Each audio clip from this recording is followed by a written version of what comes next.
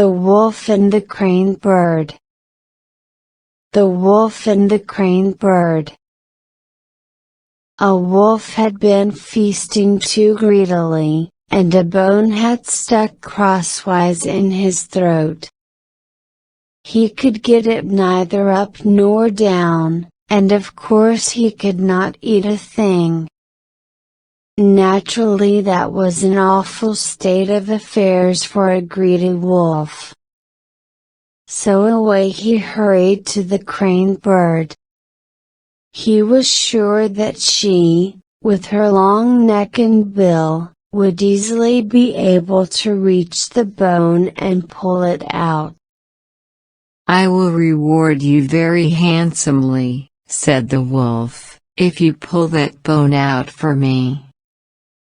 The Crane Bird, as you can imagine, was very uneasy about putting her head in a wolf's throat. But she was grasping in nature, so she did what the wolf asked her to do. When the wolf felt that the bone was gone, he started to walk away. "But what about my reward?" called the Crane Bird anxiously. "What?" snarled the wolf, whirling around. "Haven't you got it?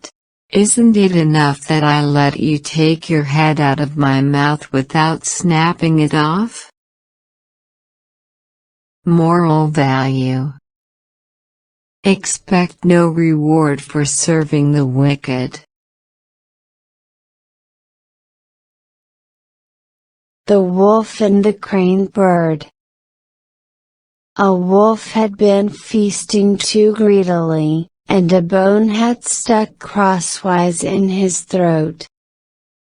He could get it neither up nor down, and of course he could not eat a thing. Naturally, that was an awful state of affairs for a greedy wolf. So away he hurried to the Crane Bird. He was sure that she, with her long neck and bill, would easily be able to reach the bone and pull it out.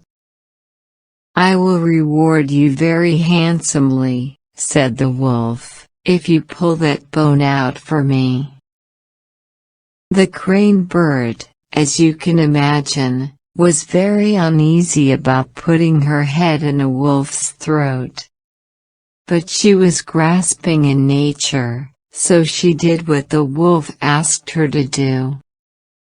When the wolf felt that the bone was gone, he started to walk away. "But what about my reward?" called the Crane Bird anxiously. "What?" snarled the wolf, whirling around. "Haven't you got it? Isn't it enough that I let you take your head out of my mouth without snapping it off?" Moral value: expect no reward for serving the wicked. The Wolf and the Crane Bird. A wolf had been feasting too greedily, and a bone had stuck crosswise in his throat. He could get it neither up nor down, and of course he could not eat a thing. Naturally, that was an awful state of affairs for a greedy wolf. So away he hurried to the Crane Bird.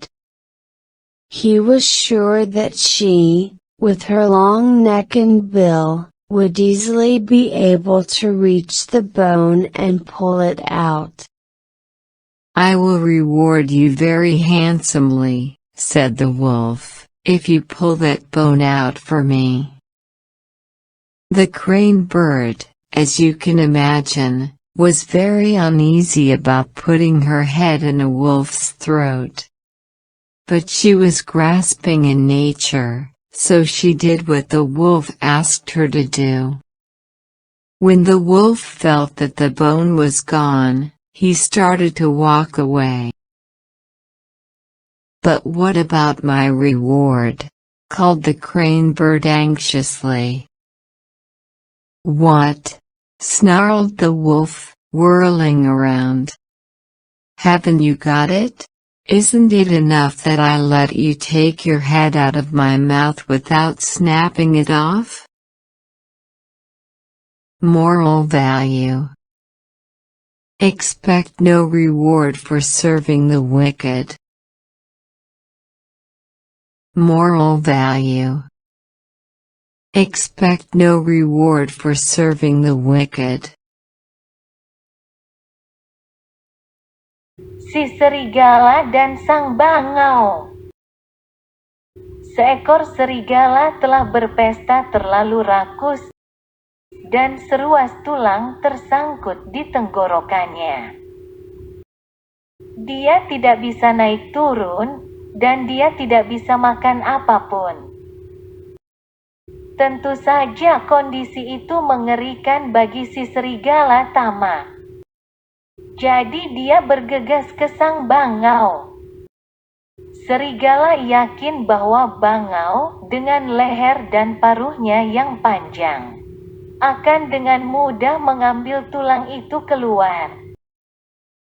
Aku akan memberimu hadiah yang mahal jika kamu mau mengambil tulang itu, kata si serigala. Sang bangau sangat tidak nyaman memasukkan kepalanya ke mulut si serigala. Tapi dia percaya pada kata-kata si serigala, jadi dia melakukan yang diminta serigala. Ketika serigala merasa tulang itu hilang, dia malah berjalan pergi. Tapi bagaimana dengan hadiahku? Kata sang bangau cemas. Apa? Geram si serigala berputar-putar. Apakah kamu belum dapat?